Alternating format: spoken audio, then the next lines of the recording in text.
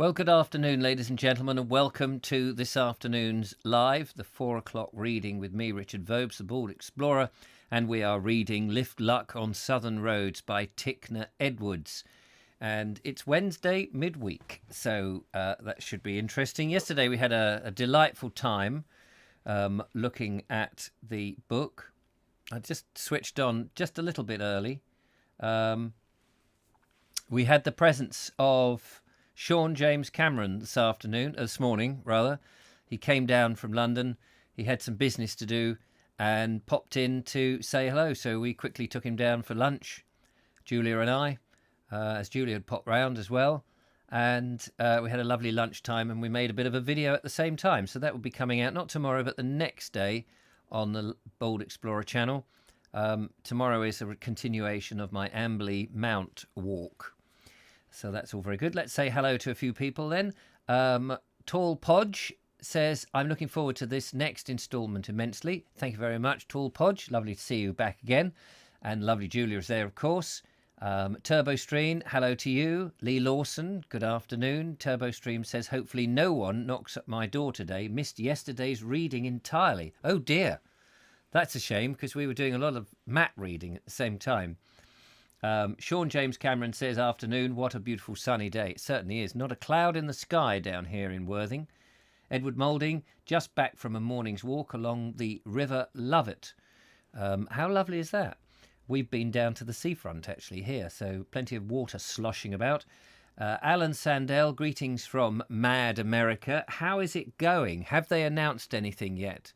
I haven't checked with the news. I checked this morning, so I don't know what's going on. Other than when I checked, it was half and half, and the votes, I think, in Pennsylvania have yet been to be counted, and they're saying it could be another week before we know. So do let me know what the situation is. That's quite intriguing. Justin Jones, hello to you. Philip Hammond and Mary, good afternoon, Richard and Julia and everybody. Wearing your burgundy jumper again. It's so warm and so lovely. Linda Kane, hello, what a glorious day, it certainly is. And Andrew Norris, what ho, Vobesters. And I'm drinking a nice cup of coffee in Richard Suggett's mug. So there we go. Donald Trump is jolly good. Calling foul. All right, well, I look forward to catching up with the biased broadcasting comparison. The biased broadcasting comparison a bit later on at 5. Meanwhile, in the civilized world of Edward Tickner Edwards, we are on chapter 7. Mr. Vobes says, bogus job seeker. It's sunny here in Birmingham in Burnham on Sea, not Birmingham, Birmingham on Sea. Can you imagine a place? If either of them win, I'm leaving. Oh, right. Okay, Alan. I don't know what choices you have then. Good luck with that. And Julia M says, lovely weather in the northwest. Oh, superb. Well, welcome aboard, everyone, and anybody who's also watching who hasn't typed in anything. And, of course, those people who are watching after the event. It's always nice to know you're there. So if you will remember, we were at Kingston Episcopi, something like this. Episcopi. Don't say that when you're drunk. And old Tickner had managed to persuade the owners of a cottage to let him in and doss down in his house, and he was put up in a very nice room, it seems, and we left him there. So I haven't read ahead. I don't read ahead, so I have no idea what happens, and I quite like that. When I first started doing these stories, I thought I ought to read ahead so I'm familiar with the text. But actually it sort of ruins the story for me because I actually enjoy the unfolding of it as we go. So here we go. They were early folk in the cottage at Kingsbury. Although it was Sunday morning, I awoke to a pleasant clatter of crockery below, while yet the light was no more than a grey stain on darkness. By the time there was enough light to see, the whole house resounded with cheerful voices, and it was no later than 8 o'clock when we were gathered around the table again, ready for the morning meal. An amazing transformation had come over the entire family. The print pinafores of every day had vanished. Corduroys had been put away. Father and sons were encased in stiff, shiny Sunday black, and the mother and girls decorously clad in their best frocks, each with their hair screwed up in paper bobbins, which, as I gathered, I was, by a polite fiction, supposed not to see. That was a triumph time for me, and at every new token of the unrestrained friendliness and sympathy that had, in so short a time, grown up between us, I felt another feather perking in my cap. The great chintz-covered family Bible was in its place again, and after the reading came prayers, and then a rhymed grace intoned by all the children together. The whole meal that followed was a succession of surprises, as far as I was concerned. I have never yet attempted apple pie for breakfast, but it went down famously well. Then there was a bowl of potatoes, into which each dipped from time to time with a two-pronged steel fork. I felt my miserable inefficiency at this exercise very keenly until I got the knack of it. At the outset, the coveted potato simply burst into 1,000 floury fragments at the first prod, but afterwards I got more skilful and landed my catch as dexterously as any.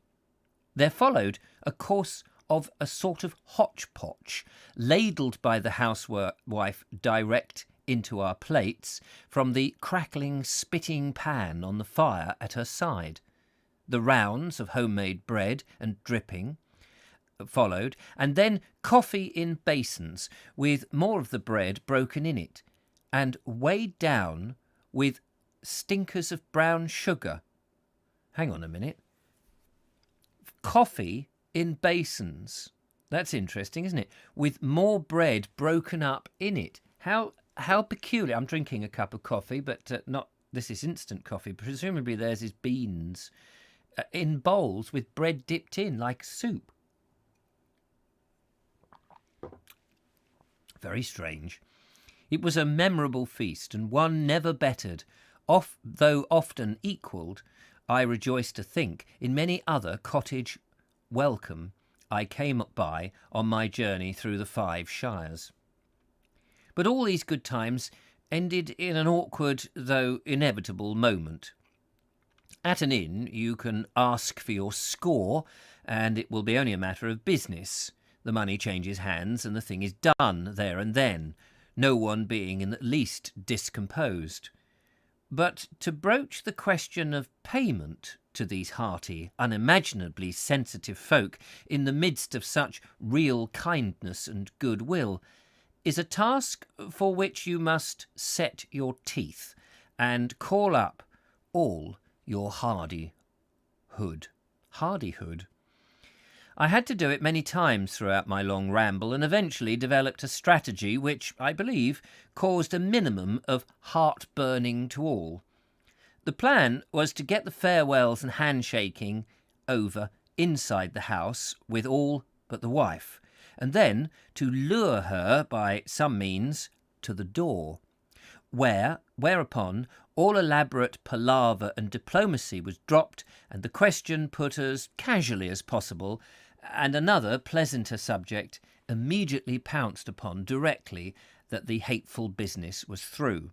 I managed it fairly well that morning, but took a red face off with me that lasted the best part of a mile. Out of doors, I found myself moving in a very different atmosphere from that of the farm labourer's cottage.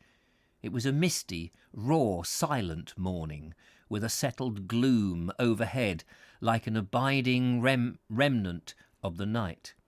Kingsbury did not improve on a daylight acquaintance. Not a soul stirred in the length of the street, and there was a dour, subterranean influence abroad, reminding one of a damp cathedral crypt. Moreover, as I now discovered when I was clear of it, the place lay on the brink of a flat, poor country, little better than marshland, in fact. The road, on either hand, was bordered with pollard willows, and these despondent-looking vegetables stretched away before me in a melancholy double row as far as the eye could penetrate in the mist. The running water drummed in deep dykes that intersect all the fields. Plovers wailed disconsolately over my head, coming and going through the white miasma of the morning, like the ill-omened fowls that have always seemed to me. Oh, like ill-omened fowls they have always seemed to me. For the first time since the beginning of my travels, I felt lonely, an unbefriended, homeless wanderer in a forsaken land. Ooh, poor bugger. Let's just have another slurp of coffee, if that's okay.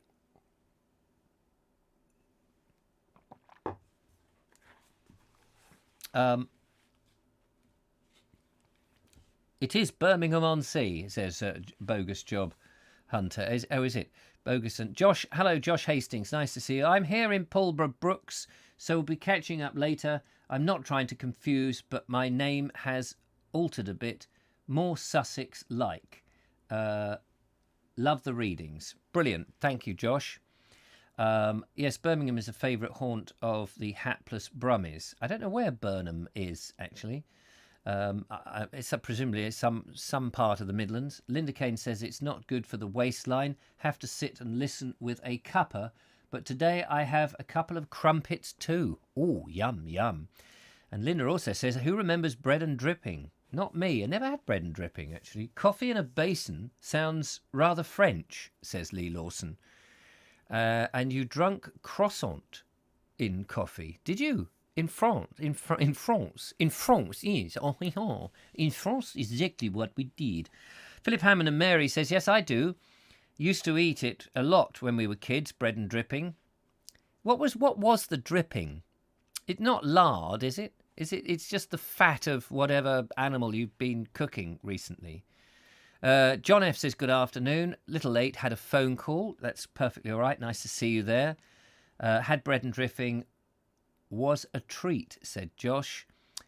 And bread and dripping, crumpets and croissants in coffee, or maybe all three, says Linda Kane.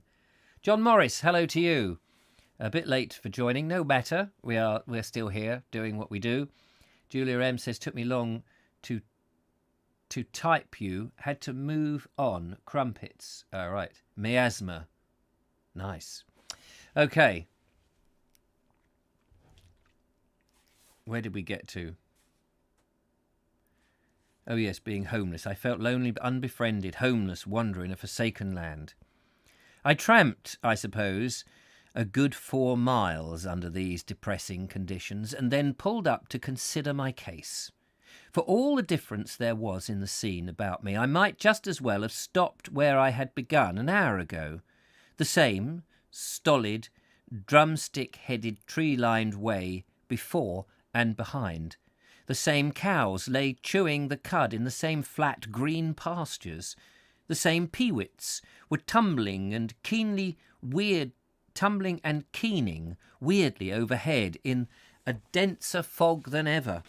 And now the finishing touch was to put to the picture. One by one, from different far-off stations in the vacuous heaven, church bells began a mournful, measured, muffled requiem.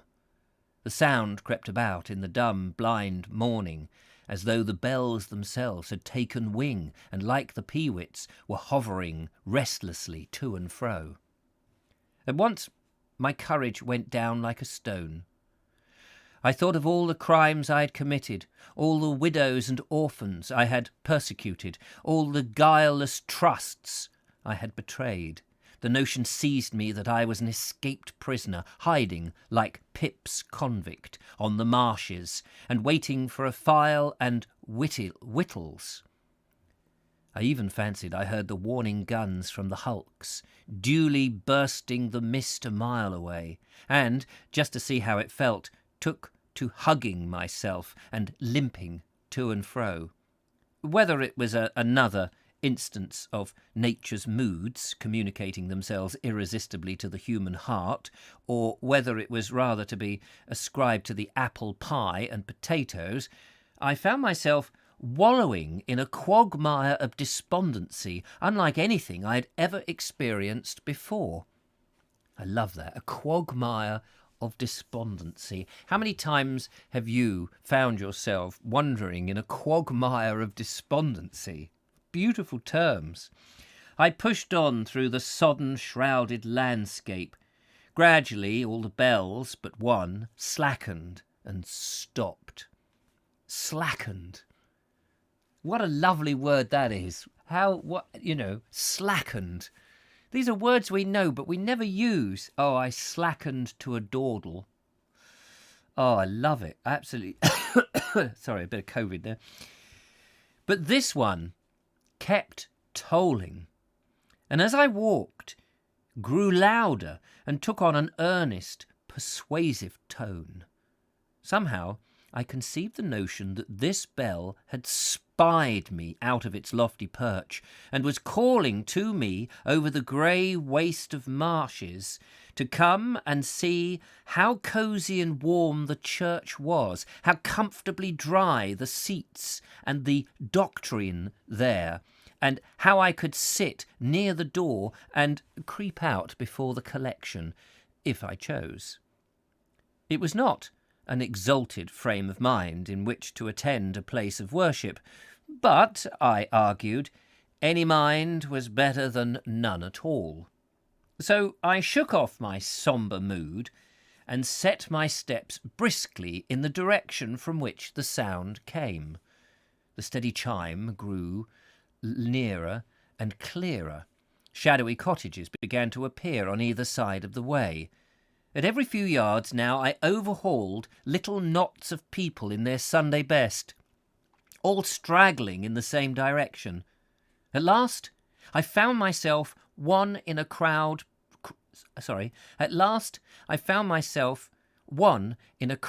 procession, hurrying up the stone-flagged church path, with the last clang of the bell vibrating away into silence in the invisible turret overhead.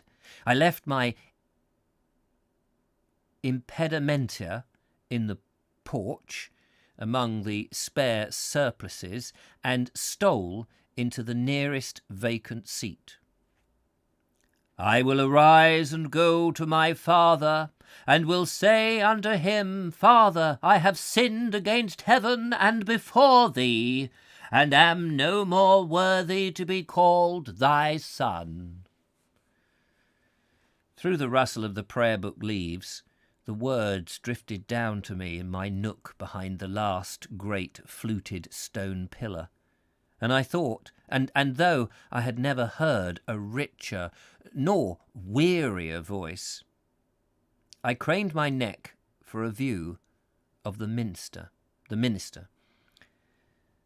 Though candles were lighted here and there, the little church was so dim that at first I could make out nothing distinctly.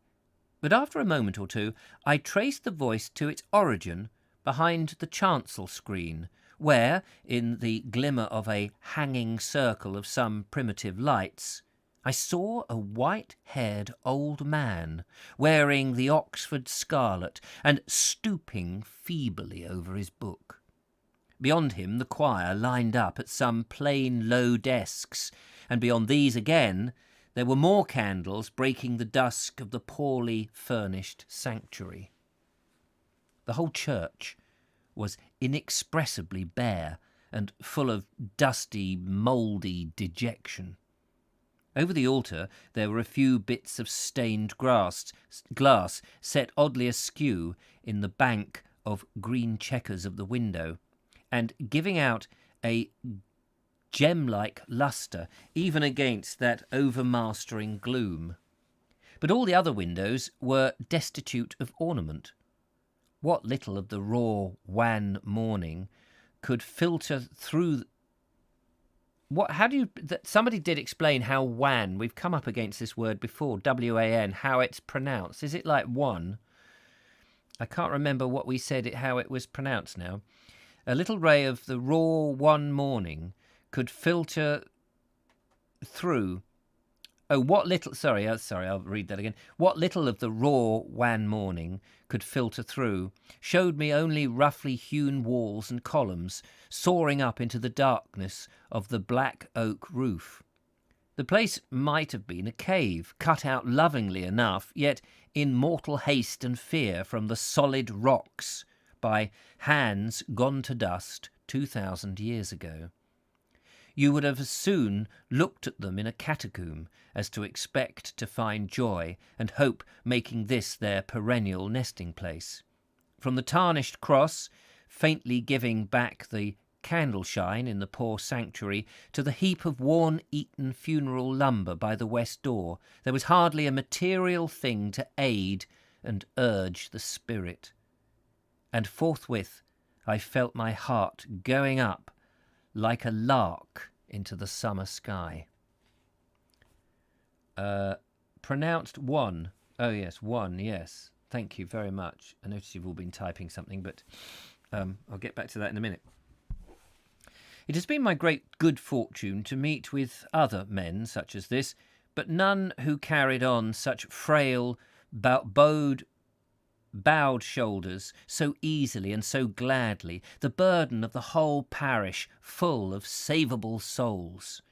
The church was packed with people, the roughest of carters and farm labourers, hip and shoulder with their well-to-do masters and their gaily caparisoned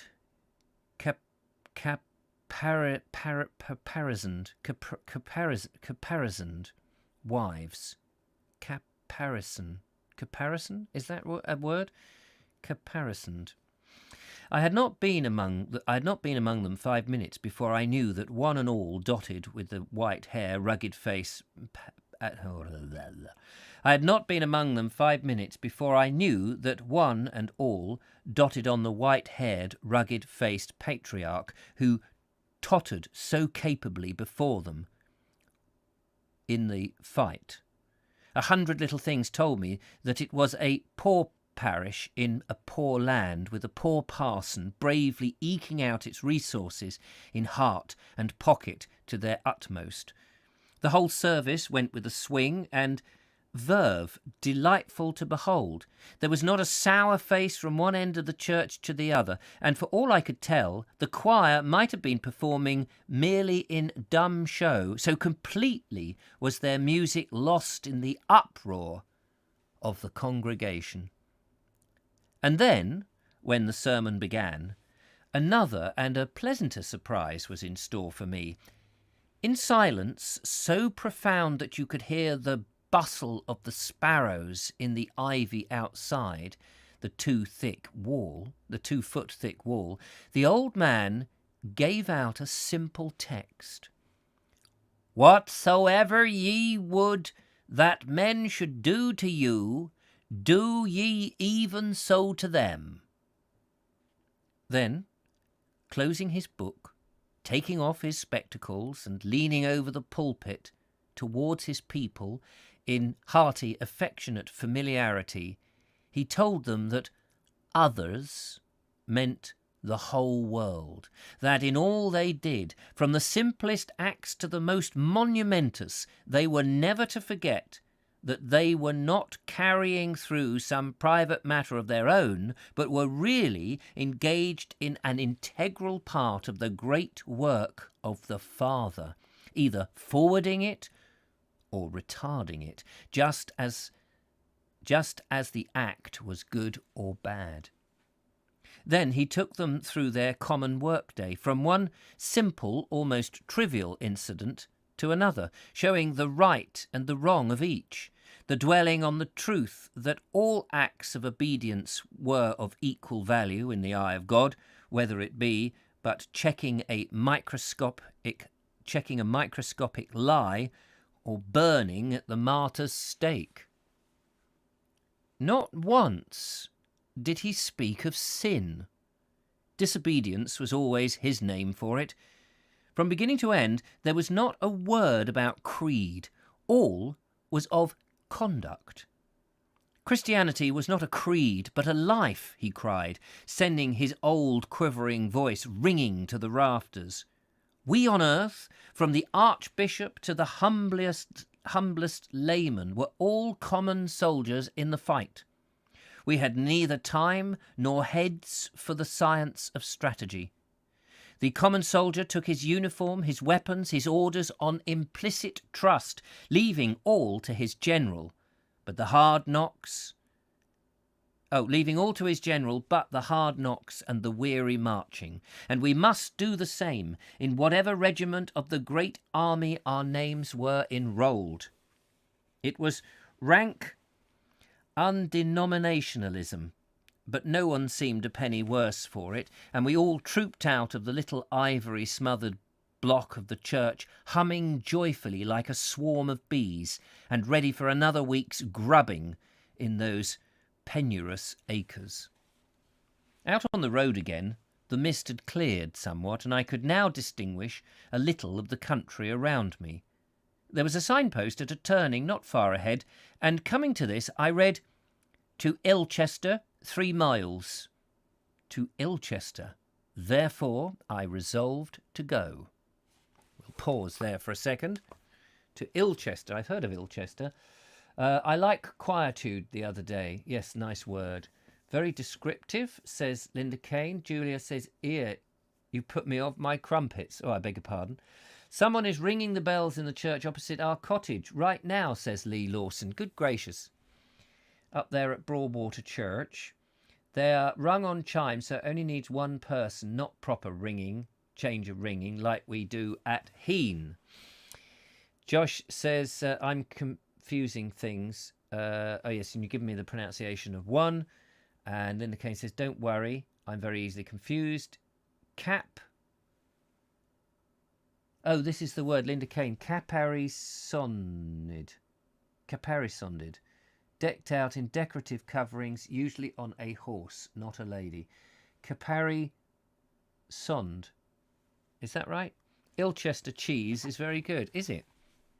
I may have tried Ilchester cheese, and I'd like to try that some more. The fog was lifting bodily, and with every step now I got a more widely extended view. At last I could see the horizon, although the sky still remained densely obscured, and the light almost as grey as ever. I made out a far-off jumble of housetops, and quickening my pace, got to Ilchester just as the inns were opening their doors. I feel we should have a look at Ilchester, what it looks like today. Let's have a look. Where's the keyboard gone? Ilchester, is that a Roman? That sounds like a Roman town, doesn't it? That's not how you spell Ilchester. Ilchester. What have we got here? Ilchester is a village and civil parish situated on the River Yoe, or Ivel, 5 miles north of Yeovil in the English county of Somerset, originally a Roman town and later a market town. Roman town, there we go. Ilchester has a rich medieval history and was a notable settlement in the country. Around the 12th and 13th century, it was effectively the county town. It had, however, declined in size and importance by the beginning of the 18th century, and the last markets were held in 1833. In 1889, the historic corporation that had governed the town was dissolved. It is now alternatively called Ivelchester, after the river Ivel, and blah, blah, blah, blah, blah, okay? Roman times, Lindinus in the Roman town, and it's on the Fosse Way. Okay, right, let's have a look at it then.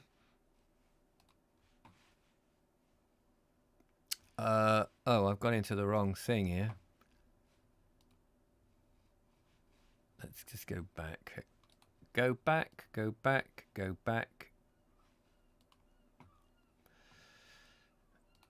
Here we are. Let's get into it. Now, which direction do you think he's coming from? He's coming from Fitz. Where was he? No. I forget where he was. There's Curry Rival. He was down here, wasn't he? In whatever the name of the place was, Escapil, something. Kingsland Escapil. Where has that gone? You're all shouting at the map. Oh, here's No, that's not it. Kingstone. But I feel he must be coming up through the A303. Would that be right, do you think? Passing Yeovil. Sparkford. I've been to Sparkford. Kingbury Escapil. Yeah, where was Kingsbury Escapil? Episcopi. Oh, there it is. I got it. There's a king. So he's coming this way. I'm going to presume he's come in then at this roundabout. The roundabout clearly wasn't there. So he must have somehow come up. Where's the main part of the town then? It must be here. Where's the church? The Dolphin Inn. Yeah, so he's probably come in. These roads wouldn't have been here. Maybe he's come in this Pilbridge Lane up West Street. Let's just put ourselves here then. Well, he wouldn't have seen any of this. But presumably, here we go. These look like old 18th century houses. Nice Georgian house there in this little lane. And he talks that the inns were just opening, so that looks like it could have been an inn or a merchant's house of some description. Look at that. There is a doorway for a horse and cart that is now boarded up. That could have been a pub, couldn't it? That could have been an inn. Do you reckon? Did we ever find Slumberwell? Runs off and hides. Go and hide yourself in shame. These are lovely little cottage houses in the high street here. Look, another one here. I wonder if that was all one property at one time. Probably. This is a nice place to go and have a little rummage around, isn't it? And here we are, look. Another place. Probably the old dairy behind there. Fascinating. But here is a pub. Oopsie. High Street, right. What have we got here? The Dolphin, is that? The Dolphin Inn? Yeah, the Dolphin. Here we go. So that's the heart of the place. Right, let's leave ourselves there and see what occurs.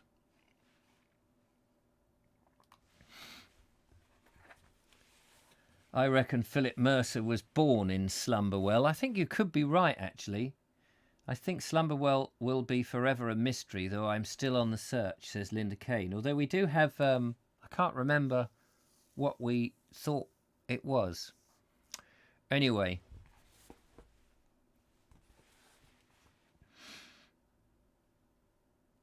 Just as the inns were opening the doors, there was the Cow and the Bull. Well, we haven't seen those. And a little red tavern whose name now evades me.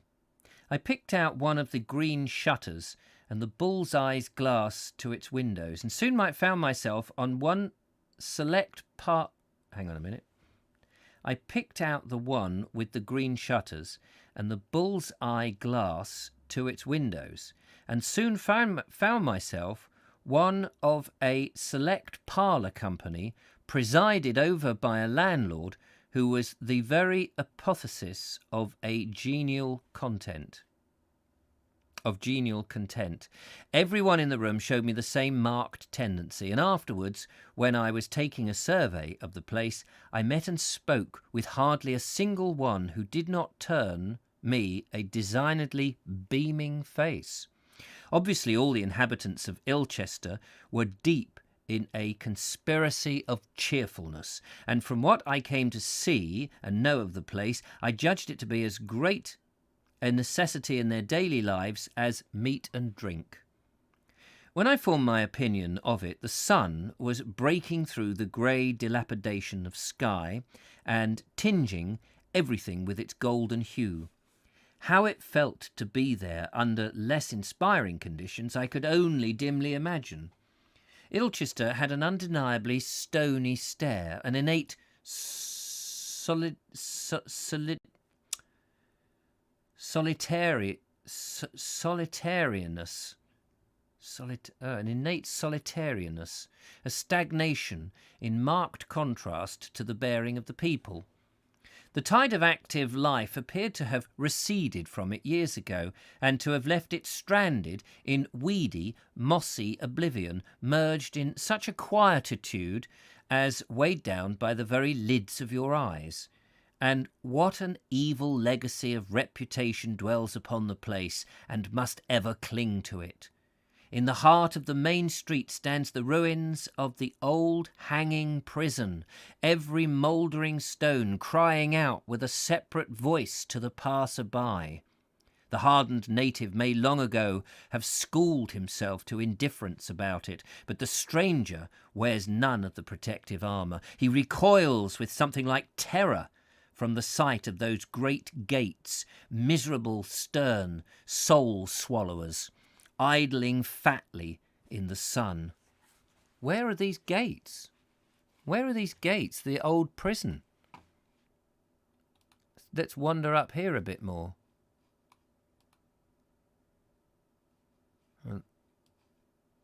Must be further. Certainly not round here. Where the hell are these old gates? I mean, we're only talking 100 years ago.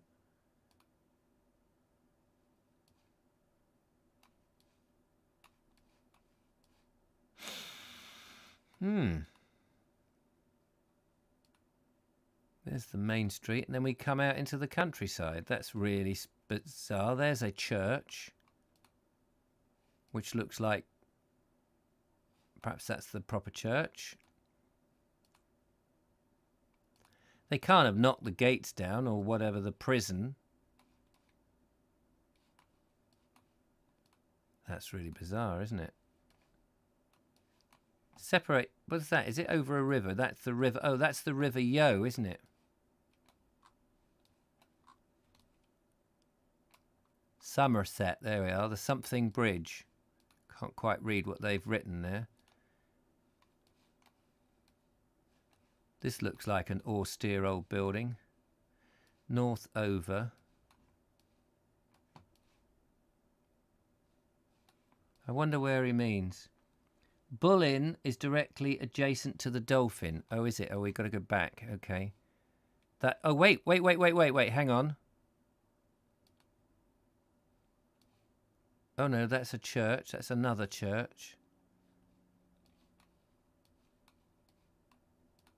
Let's go down here. And he talks about the shutters, doesn't he? Here's a place with some shutters.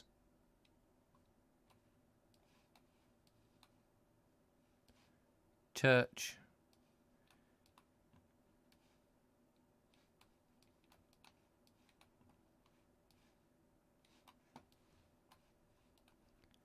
And here's a nice, interesting place. What's this?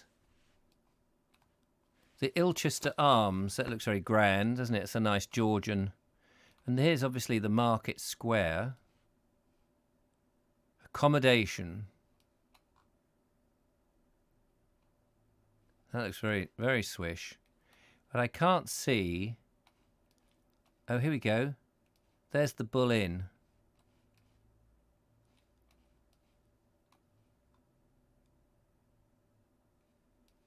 So what is this place next to it? Hang on a minute. Sorry. What's that next to the Bull Inn? Just going next door.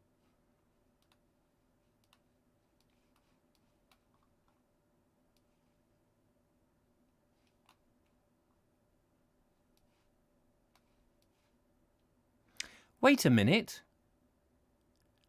Oh my goodness. I've just suddenly remembered. This is rather freaky. Yes. I have filmed here with Julian Humphreys. We parked here where that car is. Oh yes, this is all, and we, good God, that's the town hall and community centre. Okay. I wonder if there was something here. But on that bridge, it suddenly was very familiar. That bridge we filmed and we nipped over this wall down there and filmed a bit with Julian Humphreys about the Battle of Langport, and this was the bridge that something happened, I can't remember now. We still haven't got the official video done because I'm waiting for Julian. But isn't that strange? We just drove down there. We never went actually into Ilchester. Gosh, it suddenly rang a bell. Anyway, that's by the by. Let me just get around here. There's the inn. Are we saying he stayed at the I can't remember now what he was saying. But anyway, Ilchester Jail and House of Correction was situated at Northover on the north bank of the river. Oh, and is it gone then? Because we were just there a second ago. Let me just see where we got to. The hanging prison. Oh, yes. What? Oh, wait a minute. He recalls that somewhere. What remains of the walls still breathe out the old stupid strength and charted pitilessness of their days of activity. The ruined chapel, with its narrow, oddly cruciform windows, must have been built of malice, of aforethought, as like to the prison house itself as decency would well go. Year by year, nature is doing her best, by dint of rain and sun and winged seed, to smother out this foul thing in unimagined, wanting beauty of grass and wild flower, lichen and moss. But that the Ilchester folk should go on from decade to decade, placidly tolerating the thing in their midst, that there should be any capable pair of hands that does not ache to join in the instant work of its obliteration, strikes the casual visitor with nothing less than amazement. Yes, Julian of the lovely fireplace. That's exactly the same bloke. So hang on a minute. I'm just going to go back over the bridge now. Let's just show you, because I wonder if that's Northover. I wonder if it's down there. It's not down there, is it? No, you just said it's just north. Oh, here. Wait a minute. Wait.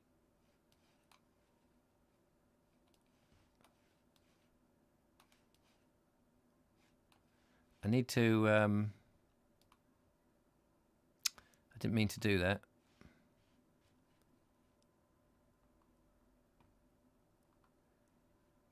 There's the river.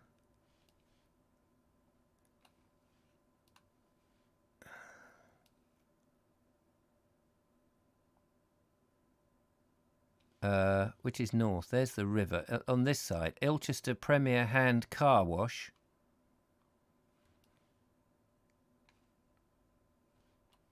Is it this place?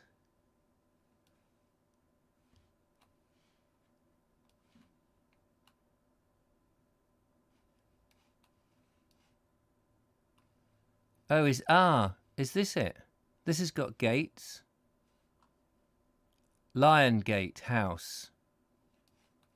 Is that the house of... That can't be the House of Correction. Where's the ruined chapel? That's what I want to know. Oh, no, wait a minute. We're on... That is... Oh, I'm losing my directions now. Where's north? No, hang on.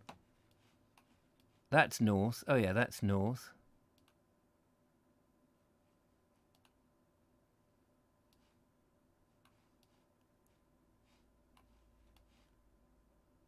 Trouble is, you spend forever looking. Demolished... Oh, thanks. Demolished in the 19th century. Well, wait a minute. This book wasn't written that long ago. That's barking, isn't it? Anyway. Sorry. If ever there was a need for a cheerful, busy centre of life, it is here where Ilchester stands. A packed sociability of houses and human concentration, a busy stir and medley of traffic and voices, would prove a blessing to hundreds of poor folk who might escape to it for a while from those dismal westward flats. But even if the place were all this and more, that ghastly torso of the prison must spoil all pleasure for anyone who has not been born into indifference for it, or has not resolutely lived it down.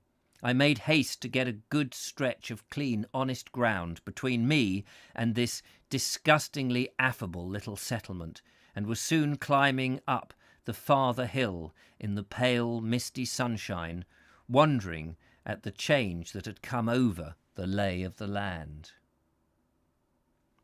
And then we're on to chapter 8, but we're at 1:45, so I'm loath to start the next chapter. But I don't understand. This book is in 1910, I believe, first published. First published 1910. And by the way, Linda, did you get your copy? So I can't see where that is, but I'm going to go to side by side and have a quick look. Side by side maps.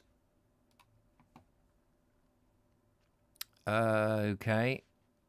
How do we search for a place? Select a category. Great Britain. I can never quite work out how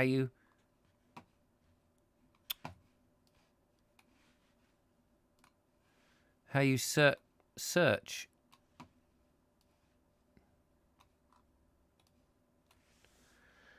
Ilchester.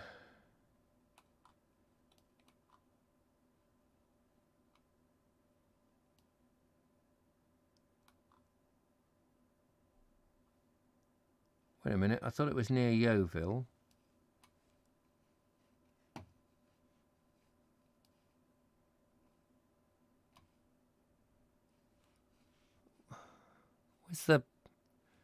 Where's the hang on,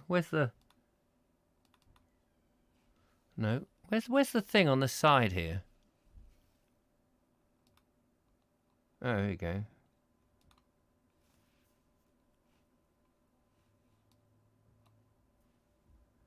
Right, Yeovil. Where's it? Where is Ilchester gone? Oh, there it is. Right, let's have a look in 1913. North over, Great Yard, entrenchments. Hello! Millstream, Weir, Rectory, Fossway. Can anybody see it? Am I just looking? North Gate, site of St. Mary's. Right, that's the site of Ilchester Castle. I wonder if that's what they mean. The Whitehall Nun. There's the jail. Here we go. Site of jail.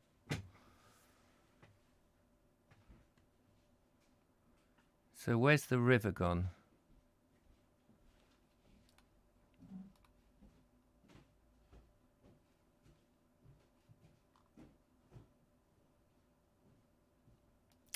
Jail. Oh, right, hang on a minute. There's the market hall. The jail seems to be over here. Where's the river? There's the river. So, Market Cross. Over that way. Ah, okay. Wait a minute. Right, we're completely in the wrong place. We'll get there. We'll go back. So the jail was here somewhere. If that's the marketplace, let's just pop ourselves back here. Right, that's the marketplace. The jail has to be in there, isn't it? It's demolished. Yes, but he describes it as a ruin. Yes, he describes it because he says, how can they put up with it? And then he runs away. So that's what I don't understand. And this is only 100 years ago. Well, 110 years ago. So that's what I don't get. How do I get back to...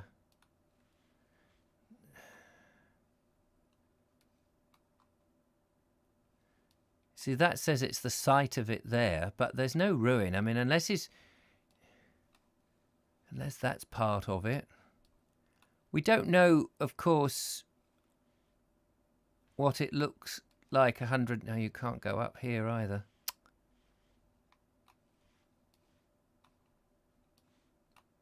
So some of it must have been demolished, and then there must have been enough of it left, because it's definitely in that in that neck of the woods. So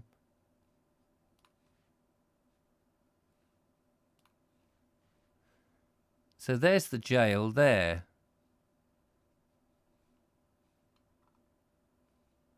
Which is now, as we can see, off the high street.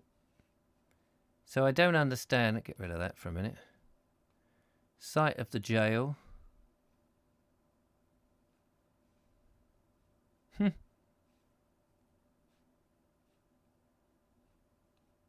And there's St. Mary, site of St. Mary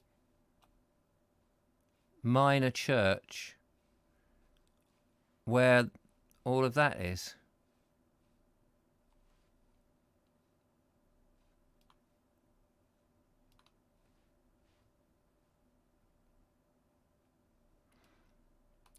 So he is very much, unless it was over here. Wait a minute, site of, is that, presumably that's it there,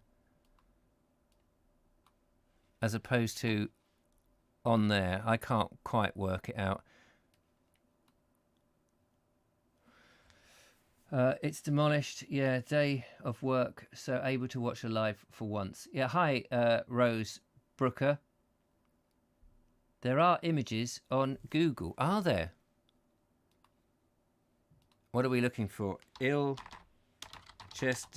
Jail.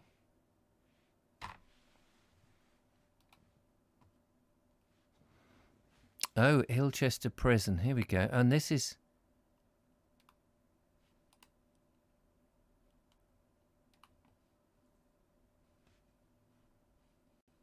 Is that it?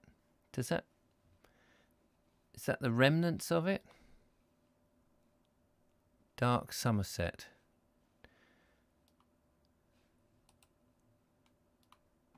That's a tiny little picture. Looks like a big... I can't understand. I mean, maybe he just didn't go there. And Ilchester Jail. Oh, here we go. There must be some...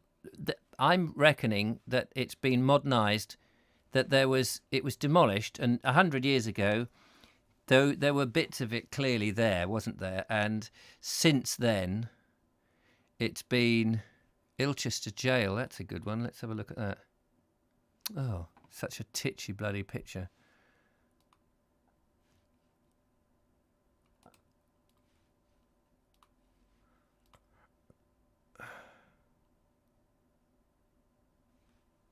That says Manchester. That's got nothing to do with it. That's the Battle of Portaloo. What's that got to do with it? Ilchester Jail. Maybe these are archives from Ilchester Jail. Guide to the something something. Somerset. Anyway, okay. So it has been Ilchester Jailers. It has been demolished. Ilchester Jail. What's that? What it looks like on the inside. Come on.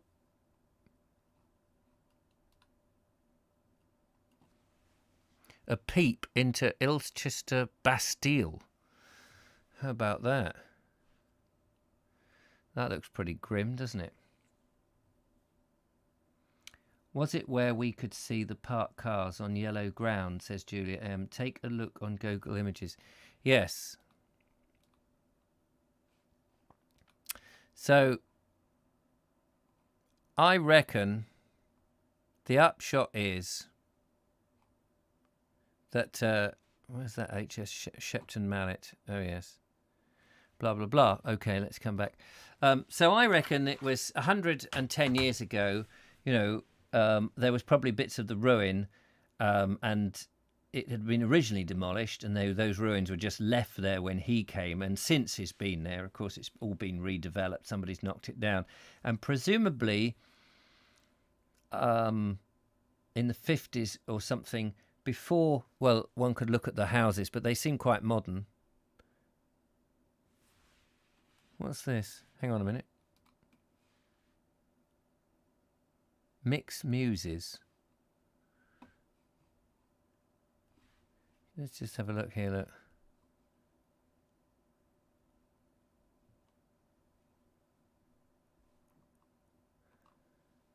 A recent neighbouring, da-da-da. illustrates something.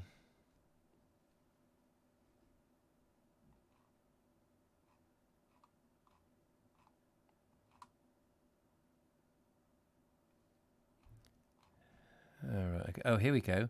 Illustrations exist for regular public executions held at Ilchester jail, which depict a gallows consisting of a long wooden beam supported by upright posts and set above the entrance ramparts of the prison. The gallows allowed as many unfortunate prisoners was necessary to be hanged at the same time in full view of the crowds below.